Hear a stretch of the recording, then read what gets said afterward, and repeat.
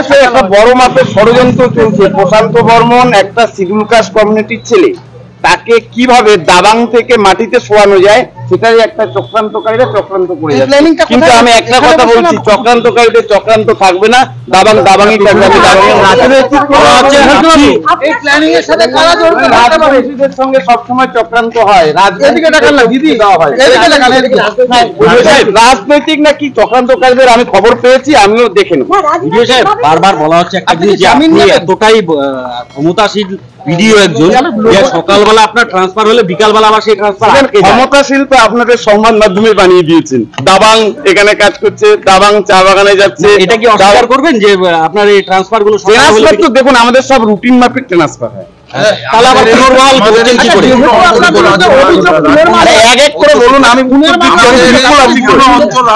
জামিন নেবে না নেবে সে কথা আইনত ব্যাপার, সংবাদ মাধ্যমকে তো বলবো না। আর সংবাদ মাধ্যমে এমন ভূমিকা পালন করছে যে তারাই বিচারক হয়ে গেছে, তারাই পারলে আমাকে জেলে ঢুকিয়ে দেয়, এরকম অবস্থা। বলেন না কথায় কথায় আপনি রাজবংশীর জন্য আপনাকে টার্গেট করা হচ্ছে।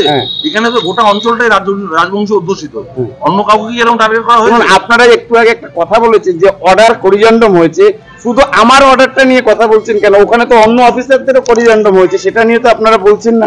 একই জায়গায় পুনর্বহাল হয়নি, একমাত্র আপনি হয়েছে। করিজন্ডম হয়েছে, একই জায়গায় পুনর্বহাল হবে কিনা আমার তো টাইম পিরিয়ড আছে। কারো উপর যদি অন্যায় জাস্টিস হয় অবশ্যই সেটা দেখবে, প্রশাসন দেখবে। সেটা তো আরেকটা জিনিস, অন্যভাবে তদন্ত করা হোক, আপনার নামে কালিমা লিপ্ত করা হচ্ছে একটা ঘটনা, তদন্ত তো হোক, আমি তো চাই তদন্ত যত হবে তত ভালো হবে। ভিডিও সাহেব, আরেকটা জিনিস, বারবার বিরোধীদের পক্ষ থেকে বারবার অভিযোগ করা হয় যে আপনার শিক্ষাগত যোগ্যতাই নাকি নাই, আপনি ভিডিও হয়েছেন বারবার।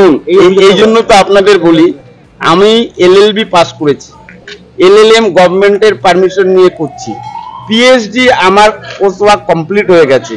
আর যারা বলছে যে আমার শিক্ষাগত যোগ্যতা নেই, তাদেরকে আমি বলবো আমার 10খানা অলরেডি বই পাবলিশ হয়েছে, আর কিছুদিন পর হয়তো সামনে ডক্টরেট ডিগ্রিটা লাগবে, তারা সেদিন দেখে মাথা হাত করে বসেই থাকবে। আর আপনারা মিডিয়ারা, আপনাদের কাছে অনুরোধ করছি, আপনারা বিচারকের ভূমিকা পালন করবেন না। কিছু কিছু টেলিভিশনে আমি দেখছি, পারলে তারাই জাস্টিস দিয়ে দেবে, আমাকে এখনই জেলে পুরে দেওয়া হোক।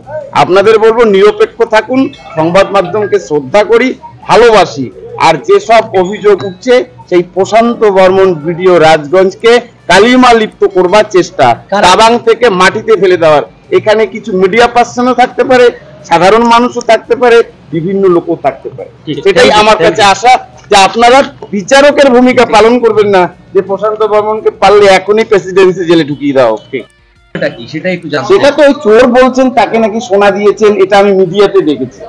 কিন্তু সেই চোর যে, হ্যাঁ, আমার কোনো সোনা চুরি হয়নি, আমার কোনো বাড়ি নেই, এবং আমি সেই স্বর্ণ ব্যবসায়ীকেও চিনি না, চোরকেও চিনি না। আরে ভিডিও আপনি সত্যতা ভিডিও যাচাই করে দেখুন। যে বাড়িগুলো আছে আপনারা মিডিয়াতে নিয়ে কাগজ দিয়ে আপনি টেলিকাস্ট করুন। দাবাং ভিডিও দেখুন, অনেক ভিডিও আছে।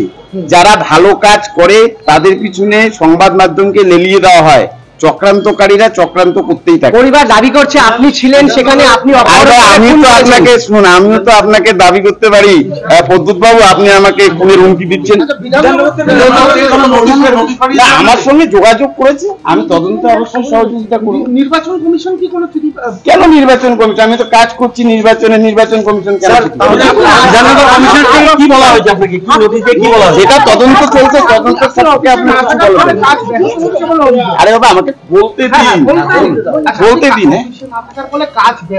কোথায় অফিসে কাজ ব্যাহত হচ্ছে আপনি দেখুন না। জলপাইগুড়ি জেলার টোটাল সার্চ করুন, রাজগঞ্জ বলুন, সব দিকে এগিয়ে আছে। কিন্তু বলা হচ্ছে যে আপনি, এটা বলা হচ্ছে না, এটা বলানো হচ্ছে, ষড়যন্ত্র চলছে। আমার নাম তো অনেকবারই ওঠে। আপনারা ভিডিও রাজগঞ্জ প্রশান্ত বর্মনকে কালিমা লিপ্ত করবার চেষ্টা করছেন। বিধাননগর ডাকবে কিনা সেই তদন্ত সাপেক্ষে এটা মিডিয়াতে আমার বলা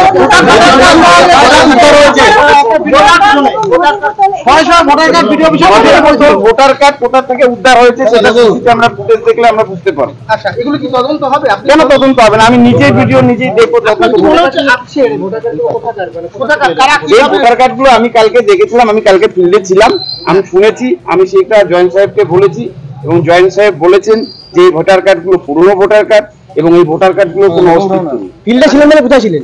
আমি একটা বিএল এর সঙ্গে একটা ফর্ম নিয়ে ডিসকাশনে ছিল। বললাম এই গতকাল কুকুরজান হয়েছে আপনাদের অনেক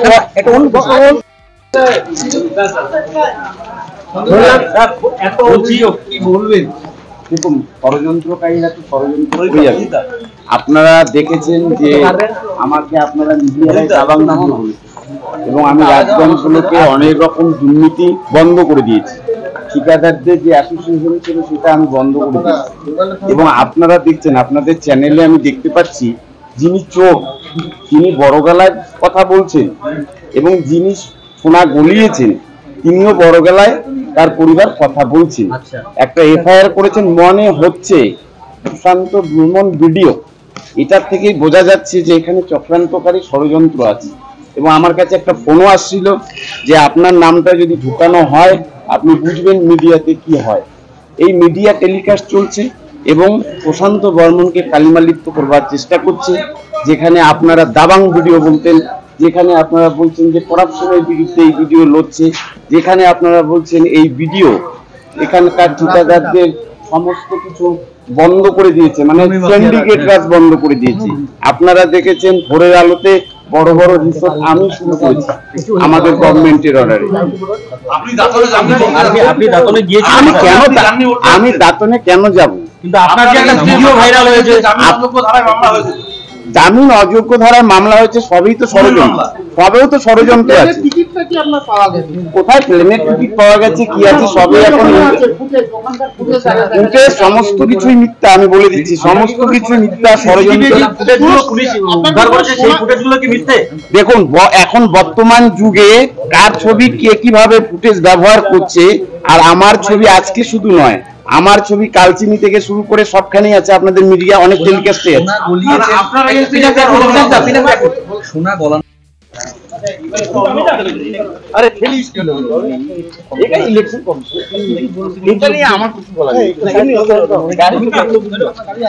আমাদের সঙ্গে হাঁটেন, আমরা তো ভিলেন হচ্ছি, আপনার ভালো